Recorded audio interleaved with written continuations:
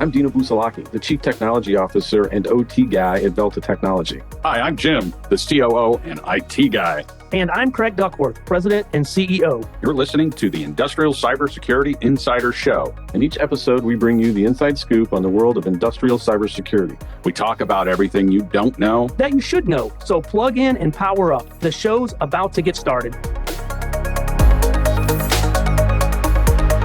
Hi, my name is Dino Busalachi. I'm the Chief Technology Officer from Velta Technology. And today I have a colleague and a friend from the St. Louis region who used to live here, Mick Coady, who is the CTO for Armis. Mick, I'd like for you to kind of introduce yourself to our audience and tell us a little bit about your background and how you got involved in not only just cybersecurity, but specifically OT cybersecurity.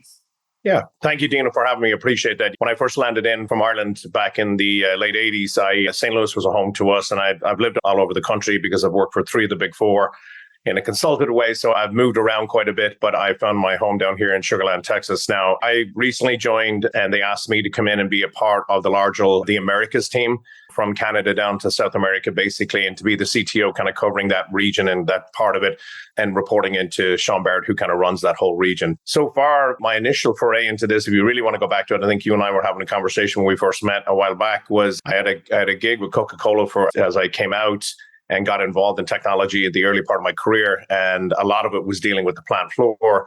But back in the old days, because of the gray hair and such, we were working on token ring back in those days. And we used to isolate the manufacturing plant floor for the bottling company separately from what we did for corporate and everything else that tied into it. At the initial part of it, that's a huge part of how I started back in the early 90s. That led me later on, I think initially when I was with a couple of other partners at PwC and we decided to embark on doing something with OT and a couple of the other gents, actually I think there was four of us total, got together in the Houston office and then started getting underway with building an OT practice and being a part of that. And I was very privileged to be a part of building that, adding the human beings, going out, actually recruiting for specific types of individuals who may have had backgrounds, electrical engineering, engineering backgrounds, then mixed with a comp sci background. And then I did a quick stint just recently with Worldwide Technology again, hiring the right guy to come in and help run that OT practice over there and getting that underway with what WT has just launched itself into doing. And they've really created a huge foray of what they're doing in the IT. Their Advanced Technology Center is a very good investment, no different than what PwC is doing, but again, lab for different reasons from a consultative perspective versus selling. That's my background.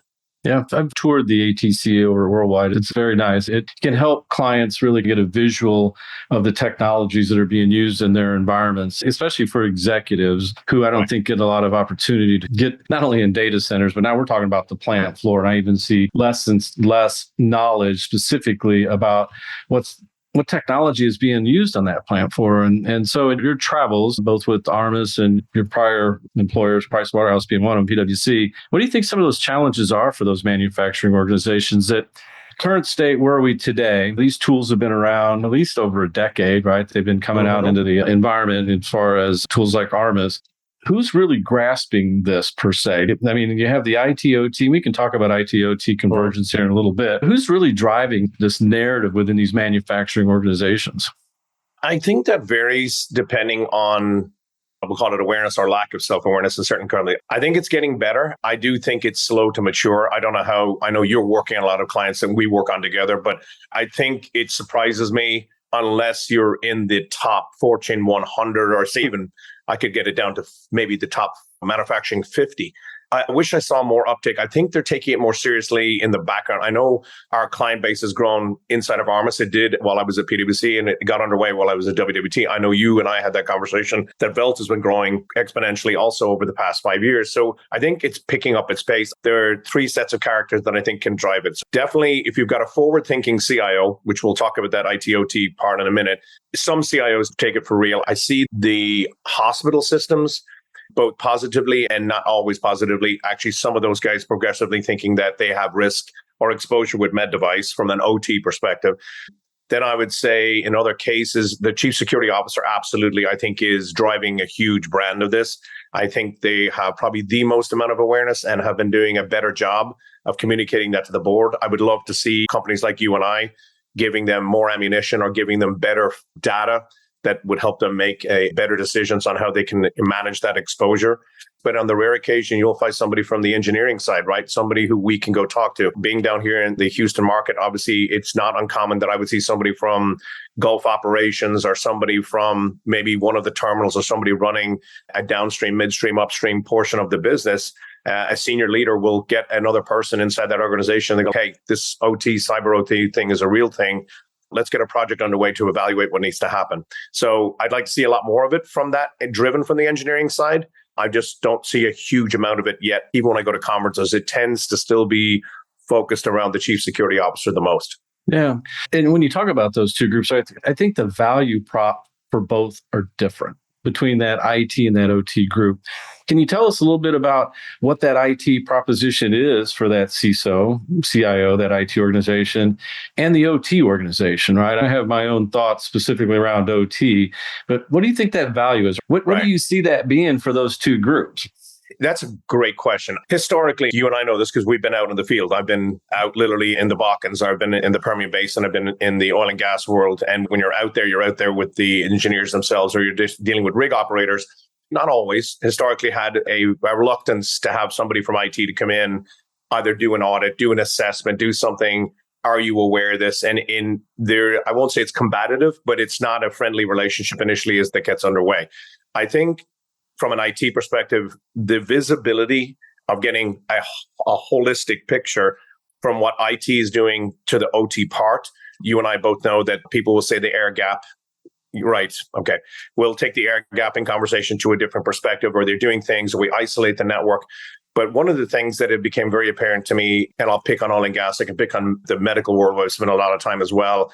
And then also, oddly enough, in the aviation world, where the telemetry that comes off some of the devices that are non-traditional IT are important for running the business. And if there are flow valves running between the rig to Corpus Christi to Midland, and all of that data gets lumped and dumped into SAP eventually at home base in Houston, that telemetry data helps them make better decisions on what they're supposed to be doing with efficiency of running the business or any of those other parts and pieces. So historically, that telemetry has been packaged away and stays in an isolated environment. Now, if IT and OT are going to come together and actually do a better job of providing better data for the company to run their business more effectively and efficiently, I think it has to happen. I see the holistic picture. We recently did something at a pharma company where we were able to display up on the dashboard the 5 through 0 zone with Purdue modeling. And I think I spoke to you that is we found something literally talking in the 5 zone to something in the 0 zone. Now, uniquely right now, it does both. We do IT and OT, and we have the ability to collect the asset information on one side and collect it on the other. But we can see east-west traffic. And when they start communicating or they go north-south like they did on that particular model, it was very interesting to see a device communicating down to the plant floor from the 5 to the 0, right? And you and I both know that may not always be a good thing. At the end of the day, I think the holistic picture of, again, tone and approach, as I've been told by my daughters, who are very good at always reminding me of how I approach whatever I do when I have a good conversation with them as I'm coaching them as they're going into their careers this day, is everything's about tone and approach. And I think our cybersecurity officers, our CIOs, and getting collaboratively in the room and making the OT engineering people in the field feel comfortable that they're going to come in there and support what they're doing to enhance what's going to happen rather than basically keep them at arm's length. And I don't want to be involved with that. And I think you've seen that too. And I think once you get over those humps, you call it a collision. I would like to see a convergence and a much more loving embrace that both can support each other and they both get something from it. No. There's a third leg on that stool, and that's the OEMs and the system integrators, right? And they play a very important role in that OT realm, right? Where we've seen if they have a responsibility, that OEM, for example, for support, maintenance, warranty of the machine centers that they're providing to their clients, that they want to lock it down, right? I've seen them put in their own firewalls, right? And try to keep visibility away from the client. I worked for Rockwell for a number of years, and I've been involved in those conversations all the way from the feed studies. We call it OT adoption. And I've never really IT was never in the room while you're designing and building, whether it's a new plant, these machine centers that are coming in. When you talk about collaboration, are you seeing a twist or a bend in that OEM realm where they've got to start thinking about how they can do better? Cyber hygiene. Mhm. The machine centers they're providing their clients, right? And then trying to understand better is okay, how to metrics, getting back to that point, how do you get that into the client's hands so they can at least understand their cybersecurity posture so that they can get cybersecurity insurance, they can understand their vulnerabilities. You have any thoughts on that? I think that there's a funny way that they go about doing it that they could improve. They could almost be the concrete or the mortar between the bricks that help us do that better. And if you look at the big players out there, Rockwell, GE, Siemens, Honeywell, I believe that they're trying their best to do the right thing.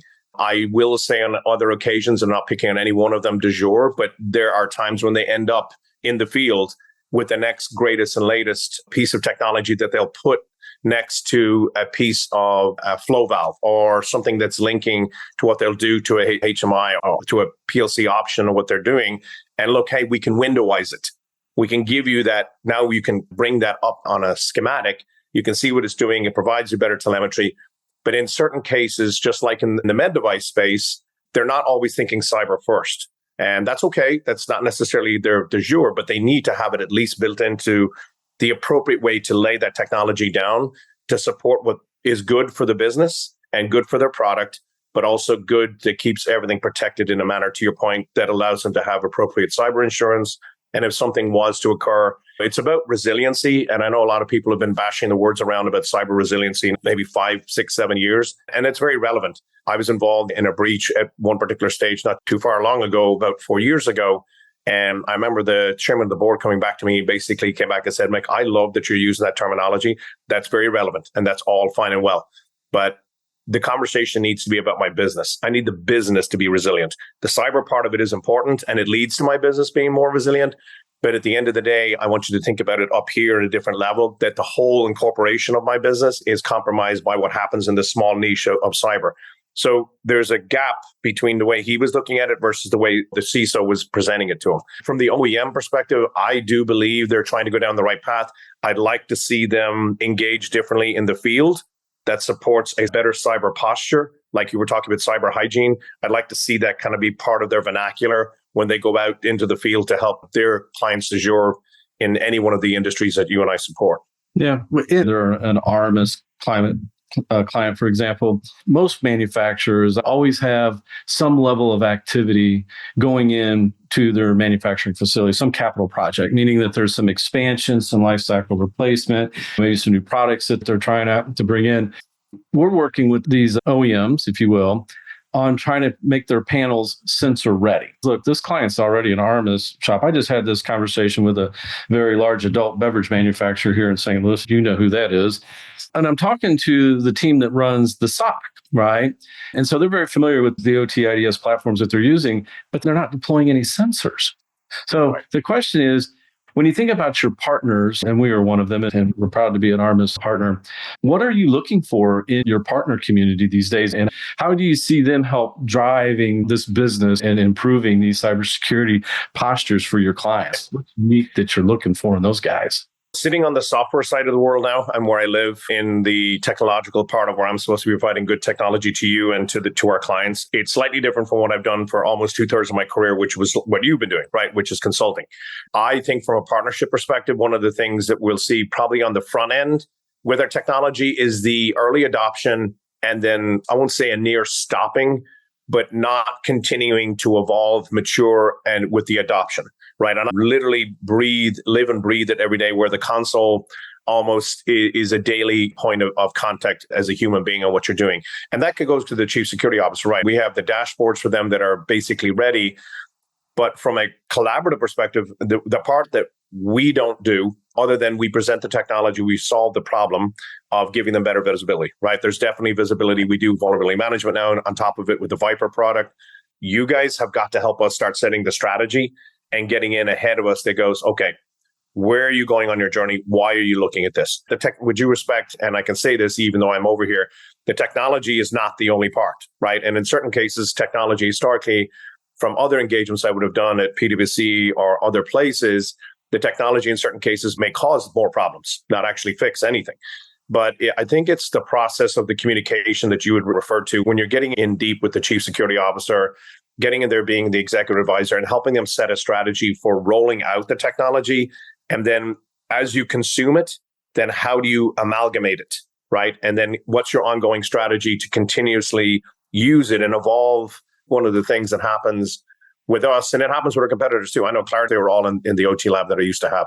But I think the back end of that is the constant layering of what you're going to do. We're like a Swiss Army knife, but with a 128 blade Swiss Army knife, which I always go back to. I need Velta and our partners to come back and go, okay, I want you to do these 4 things. These are the first 4 parts of the 128 blade Swiss Army knife. I want you to go execute on, right? Then you're going to add 4 more and you keep going. And by the way, it's not just the use cases. You're also adding site by site. That customer that we're involved with, that's a good example. They've got thousands of sites across the globe. No two are the same. No two sites exactly. are the same. The adoption and the consumption of how you get that data into a recognizable format, that it's constantly used, that it's constantly of relevance of what they're doing to manage their overall exposure. That's an adoption thing that with what we do, we lay the technology in how we operate, right? We have customer success, technical account managers for someone of that size, dedicated almost for an entire year. But through that process, we're focused on the technology of what you need to consume from a use case perspective. The other part is, where does that lay into the overall strategy for cyber? Where does that lay into the OT cyber strategy and what you're trying to solve for? And then lastly, constant adoption and evolving, right? And maturing with the technology, because you can slice and dice the data, and you've been on our console, you know what it looks like. You can come up with as many variations as you want for these ones. These images don't have any protection. These ones have protection, but it's the protection that you used to use at endpoints 5 years ago. This is one that's up to date, but you're missing it on 150 devices, right? That stuff needs to be pulled to the front, and then you've got to do it site by site, which your point is right. No one two looks the same. But then when you're done, how did you amalgamate it? What do I look like 18 months from now? And we need partners like you to take them on that journey with the technologies this small. The process people part is the big part. Yeah. That brings me to a question. So what have you witnessed more in regards to clients as they move towards an Armis solution? Are they relying to build their own internal practice, or are they relying on services and partners to help them get off the ground initially, and maybe staying on that path because maybe their model is an outsourcing model? Maybe there's a hybrid, but in this particular space, what are you seeing as the majority of them moving to initially? Unless you're in the Fortune, I'll even say 50 to 100, Dino, they may have one person, right? One. That's what we witness. So maybe a couple at the most. And they got 100 plants in their fleet, right? I can give you even equal the size of our pals in St. Louis and that manufacturer that you just spoke of earlier, and equal the size and strength, but they don't have a quote unquote dedicated team. The traditional cyber team is. They're being pulled in, but there's only 1 or 2. For a global company that's $100-200 billion company, you'd seen that team would might be slightly smaller. Right now, based upon the lack of maturity of, we can talk about this in a minute also, is the lack of resources that focus on this. There's a maturity of those resources. So even if we've been growing them, and I know we went through this when we were doing that at PwC, we were recruiting out of A&M and some of the local universities, particularly and across the country in general. But finding those individuals with the appropriate engineering background, with a comp sci background, that we can grow them into rock stars of their own and then take them into their own career paths and give them a viable job. The other thing too is, how do we keep them entertained and viable in what they want to do long term for what they want to do with their career? So yes, right now I would say you and I, like, we need you as much. We're in laying it down, but I see people coming in and doing resident engineers. We've talked about this. They almost need an additive human being to sit in their environment. They're willing to pay for a year to basically do what we just talked about. Ongoing, there's a couple of partners that want to dip into the managed service space. Not a lot. There's probably maybe less than 3 that I'm talking to right now. They want to take it over. But just because we recognize what it takes to build that out. A Fortune 1000, you've got 50 plants in your fleet. Having one person assigned to this is not sufficient to do this. We've witnessed these tools that have been deployed, that have been out for 3, 4, 5 years, turning into shelfware. It's not uncommon for us to find that they haven't expanded the visibility. They haven't put in the right technology to get to the east-west traffic that's out there in their manufacturing facilities to really get a full understanding. And in my view, what we do as part of our practice is going out, not only putting the tool in, but touring the plant. And I don't mean a cursory review. I'm talking about opening up these panels, look at that ICS infrastructure and architecture and the networks that you have in there to determine how this machine is connected. What's it connected to, and what else is it connected to around it? So what's in this panel, what's outside this panel? And so we chase that down to really try to understand that. And in our business, that's a value to the OT organization because you're speaking their language. You show up wearing the uniform. They know you look like you belong there. You're speaking their language. And so as you're walking and touring through their plant, going through this, you're explaining to them why we're here, doing what we're doing, what these tools and solutions are. I was talking to a potential client a week or so ago, and you could tell the gentleman on the other end had obviously been on the job for 30 years, controls guy, and the first words out of his mouth were, "What are you going to put on my network?" That's the first thing he said. It is because even when I mentioned the tool sets, it's like, have you heard of any of these? He's, I would put them in the Fortune 1000 realm. And you have a guy who's running a very large food plant who is not even aware of this stuff. And so it's a challenge. I think there's a part of it too that you guys and a lot more people can be doing. And it's the other part that ties to the back end of that is the resiliency part, right? You do get in and pull down the panels. We won't get to that level of agreement unless somebody really wants us to get in on the floor to do something specific. But those panels lead to the electricity that lead to a generator, that lead to all of the other things. And you and I both know, I did witness, not on too many different occasions, but over the period of time I worked at Coca-Cola, like when the bottling side of it, that plant floor stopped, the bottles were not moving. And that's money, just literally sitting there at a stoppage point. At any given manufacturing perspective, we all know that the resilience, then that goes back to what that board member said, which was, this is a business resilient problem. Cyber is causing are a part of my overall strategy for my business to be resilient. But you have the ability, I think, to go in and look at the back end of it using our technology or anyone else's for that matter, to see what's going on the back end, right? Where is the HVAC systems? How are all these things connected? And is that entire plant resilient, right? It's not just about the HMI or PLC functions that we're worried about. You're going to give them the full de jour service play that we're just giving you that small part of, at least giving you visibility into what it looks like right now. And part of the discussion we have, tools like Armis, there's a cybersecurity component. It's a big component, right? That's why we're having the conversation. But it's also a process integrity component, right? It's more to your point about what are we doing to help improve operational efficiencies in that environment and safety, right? We call it digital safety, where sometimes IT lacks that understanding of that production operational, right? IT's job is to help you manage your business. OT's job is the reason why you're in business, right? That's the predominant revenue generating component of your environment. And merging that together so they can feel that pain when that packaging line's not running and you're losing 50 grand an hour, theoretically, and that's not uncommon. Why did that happen? Because the OT guys, they just want to get the machine back up and running, right? They're not going to do the diagnosis right now. Their job is to get back and running, and it may take them 3-4 hours to get there. So in the meantime, they're losing 50, 100 grand an hour. Right. That's relevant, right? And so IT needs to recognize that. And sometimes I think that's why they shy away from the plant floor because of that. One, it can be dangerous, and two, it can be painful. That operational manager you were talking to, understand why he was reticent. What are you going to put on my network? He's thinking, what are you possibly going to shut down? He's already lived it. So our IT brethren, I think it's a language conversion thing that we're going to get to when we start coming in with understanding that part of it. And don't get me wrong, IT has been bashed for almost decades at this stage as being a cost center, right? Okay, that's fine. But there are an awful lot of helpful people that I've recognized across that IT-centric people. And if you give them the appropriate vernacular and training to go in and buddy up with somebody on the other side that says, I'm going to help you with this and this. And oh, by the way, I actually may make things run faster and more effective. And by the way, maybe improve our overall safety record and no injuries for 720 days, right? 100%. Yeah, that's the conversation you and I have to have when we go in there.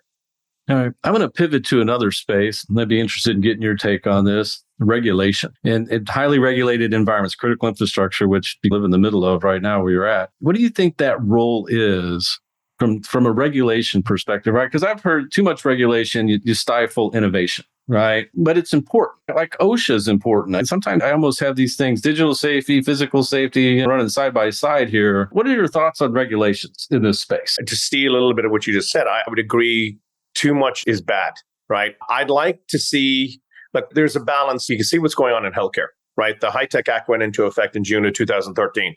So healthcare is further down the capacity of what they're doing based on just go traditional breach. It's not even talking about med device specifically, but med device may cause a breach, right? Or if someone gets on a PACS imaging system and they do whatever they do, that links to them having a major down. Down here in the Texas area, 3 hospital systems went down. They targeted specifically ER packages linked to the actual medical systems.